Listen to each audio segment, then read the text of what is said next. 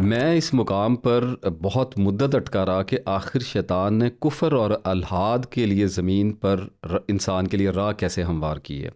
انسان میں یہ کنفیوژن کس مقام پر پیدا ہوئی تھی؟ پھر اللہ نے کرم کیا، یہ کوئی میرا خیال ہے 2014 کی بات ہے کہ میں رات کو ڈرائیو کرتے ہوئے، کافی لمبا سفر تھا، میں اکیلا تھا، تو سورہ بقرہ لگی ہوئی تھی، میں اس کو سن رہا تھا، ترجمہ تھا اس کا۔ اور کلام پاک کا سحر آپ کو پتہ ہے، جو لوگ ڈرائیو کرتے ہوئے لگا لیتے ہیں ان کو پتہ ہے کہ وہ آپ کو اپنے سحر میں رکھتا ہے قرآن پاک۔ تو اس وقت اللہ نے کچھ ایسا کرم کیا کہ سورہ بقرہ میں نے ایک ہی گو میں اس کا ترجمہ بارہا اس کو پڑھ رکھا تھا ترجمے کو، لیکن سننا جو ہے وہ بسا اوقات ایسا گولڈن ریشو سیٹ ہو جاتی ہے کہ وہ ایک عجیب ہی اثر اور آپ کے اندر ایک عجیب ہی معاملات کی گرہیں کھول دیا کرتا ہے۔ تو اس وقت کچھ ایسا ہی میرا معاملہ ہوا، اور وہی کھلی ہوئی گرہ لے کر اس وقت میں آپ سے مخاطب ہوں۔ اگر آپ سورہ بقرہ پر غور کریں تو آپ کو معاملے کی بہت زیادہ سمجھ آ جاتی ہے۔ میں مختصر لیکن ٹو دی پوائنٹ آپ کو کچھ اس میں چیزیں بتا دیتا ہوں۔ اللہ نے سورہ بقرہ میں انسان پر اپنا بہت بڑا احسان بیان فرمایا، اسے یاد دلایا کہ ہم انسان پر کتاب اتارتے ہیں، یعنی اس کو سکھاتے ہیں، تعلیم دیتے ہیں اس کو۔ اور کتاب سے مراد اس زمانے کی ہدایت، وہ کسی بھی فارم اور شیپ میں ہو سکتی ہے، اور انسان کو نیک و بد کی تعلیم دیتے ہیں۔ اور کیوں دیتے ہیں؟ اس لیے دیتے ہیں تاکہ اسے بلند کریں، اسے انلائٹنڈ کریں۔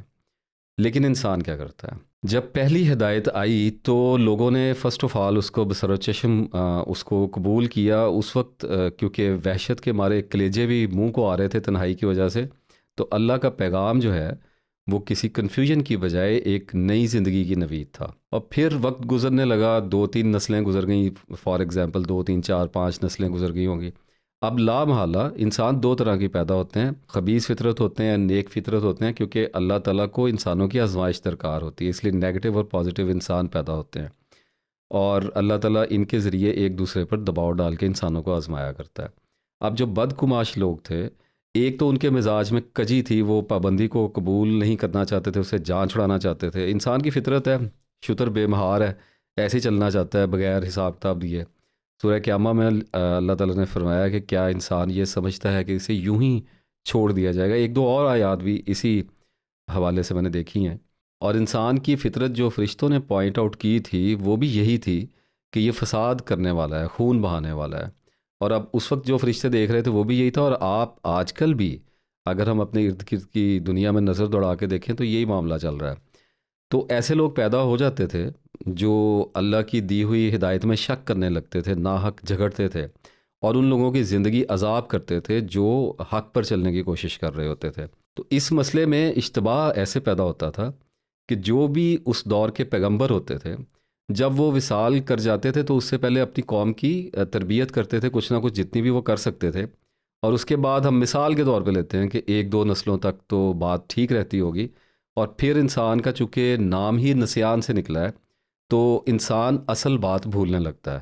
تو اس وقت بھی یہی کرتا ہوگا، اللہ کے پیغام میں ملاوٹ کرنے لگتا تھا انسان۔ اب دیکھیں بات جو ہوتی ہے وہ اپنی شکل دوسرے تک پہنچتے پہنچتے بدل لیتی ہے، یہ تو پھر یہاں میں نسلوں کی بات کر رہا ہوں، تو اور تو کوئی طریقہ تھا نہیں، تو عام طور پہ سینہ بسینہ ہی بات آباء و اجداد سے ہی آیا کرتی تھی، تو لا محالہ اس میں بے پناہ فرق پڑنے لگ جایا کرتا تھا۔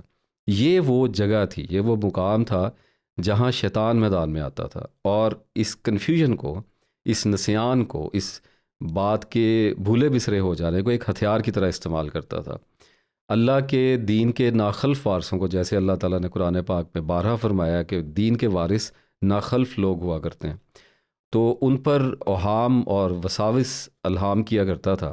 اس کا نتیجہ یہ ہوتا تھا کہ انسان بہت جلدی ہدایت آنے کے بعد 2 گروہوں میں تقسیم ہونے لگتے تھے۔ اب یہ غور کیجیے گا کہ بات میں کہاں سے نکال رہا ہوں۔ اس تقسیم کے نتیجے میں بالآخر پھر خیر و شر کی کشمکش اور جنگ پیدا ہوتی تھی، انسانوں پر دوسرے انسان ظلم ڈھانے لگتے تھے، اللہ کے بندوں اور شیطانوں کے لشکر ایک دوسرے کے آمنے سامنے آ جایا کرتے تھے، اور پھر ظالم اور جاہل لوگ زمین کو فساد سے بھرنے لگتے تھے۔ پھر کچھ اور وقت گزرتا ہوگا، ہدایت کا رستہ اور دھندلا جاتا ہوگا، اور پھر ایک وقت یہ بھی آتا ہوگا کہ اللہ کے بندے، نیک بندے ڈھونڈے سے نہیں ملتے ہوں گے، اور جو ہوتے ہوں گے وہ زمین میں عاجز اور کمزور کر دیے جاتے ہوں گے، خاموش ہو جاتے ہوں گے، کیونکہ ان کا بس نہیں چلتا ہوگا۔ پھر کچھ اور وقت گزرتا ہوگا، اور اس کے بعد پھر کوئی پیغمبر آتا ہوگا۔